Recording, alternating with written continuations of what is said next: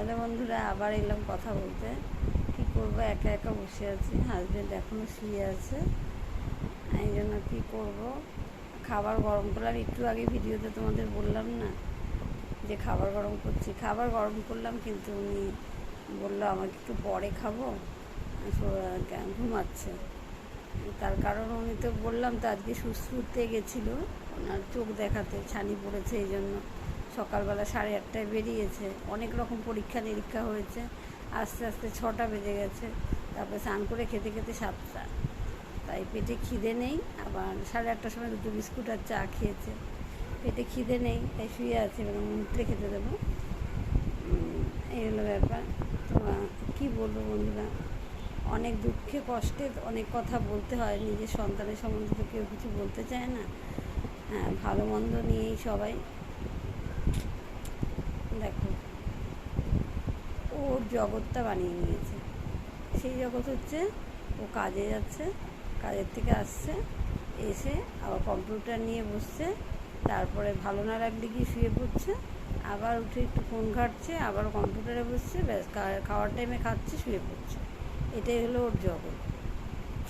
এটা তো কোনো কথা না যে মা বাবার প্রয়োজনে তুমি ছুটি নিতে পারবে না। হ্যাঁ, তাহলে সন্তান মা বাবা কেন জন্ম দেয় বলো? বুড়ো বয়সে দেখবে বলে তো, তাই না? কাজের ছুতোয় মা বাবাকে এড়িয়ে যাওয়া, এটা ভীষণ ব্যাড হ্যাবিট, ভীষণ খারাপ ব্যাপার। বিপদের সময় যদি সন্তান পাশে না থাকে, অন্য লোককে কী করে এক্সপেক্ট করবো, তাই না? এই হলো ব্যাপার। ভীষণই খারাপ লেগেছে। বাবাও বলছিল যে ওরকম আমার সঙ্গে বাবার সঙ্গে যাওয়ার কথা ছিল, গেল না। বাবার মনটা খুব খারাপ লেগেছে, উনি একটু ভয় ভয় পাচ্ছিল। আমি যাওয়ার কথা ছিল, আমি রেডিও হয়েছিলাম, কিন্তু উনি কিছুতেই আমাকে যেতে দিল না। তার কারণ আমি বাসে, তারপরে ট্যাক্সি, মানে এরকম কোনো কিছুতেই চড়তে পারি না, শুধু ট্রেনেই চড়তে পারি।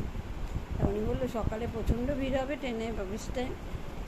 উনি যেহেতু সরকারি চাকরি করে, তাই ওনার শনি রবি ছুটি, তাই আজকে গেছে। তাই অফিস টাইম তুমি যেতে পারবে না, আমি বাসে যাবো, তোমাকে নিয়ে যাওয়া যাবে না। ও গেলে ভালো হতো, তোমাকে নিয়ে, তুমি নিজে অসুস্থ হয়ে পড়ে, তা তোমাকে সামলাবো না, আমি নিজেকে ডাক্তার দেখাবো, এই জন্য আমাকে নিয়ে গেল না। এই হলো ব্যাপার। আমরা গড়িয়ে থাকি, সুস্থ সব খুব সম্ভবত সেক্টর 5-এর ওদিকে হয়তো, বা সল্টলেক ওরকম টাইম কাছে হবে হয়তো। এগুলো মনটা ভীষণ খারাপ লাগছে। ওকে বলেছিলাম, ও যাবে বলেছিল, কিন্তু শেষ পর্যন্ত গেল না, কাজের ছুতো দেখিয়ে এড়িয়ে গেল। খুবই খারাপ লাগলো ব্যাপারটা। মনটাকে শক্ত করতে হবে, নিজেদের কাজ নিজে করব। কেউ আর সন্তানের উপর ভরসা করে থেকো না, তাহলে কিন্তু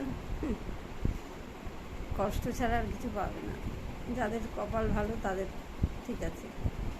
যাই হোক, এই হলো ব্যাপার। তা পরের দিন ঠিক করেছি বিধাননগরের বাড়িতে গিয়ে থাকবো। ওখান থেকেই যাব অটো করে, ওখানে অপারেশনটা করিয়ে, ছানি পড়েছে, অপারেশনটা করিয়ে ওখানে কয়দিন থেকে তারপর বাড়ি আসবো।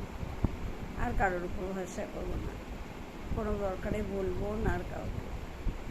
এটাই ঠিক করেছি। আর তোমরা পাশে থেকো। টাটা।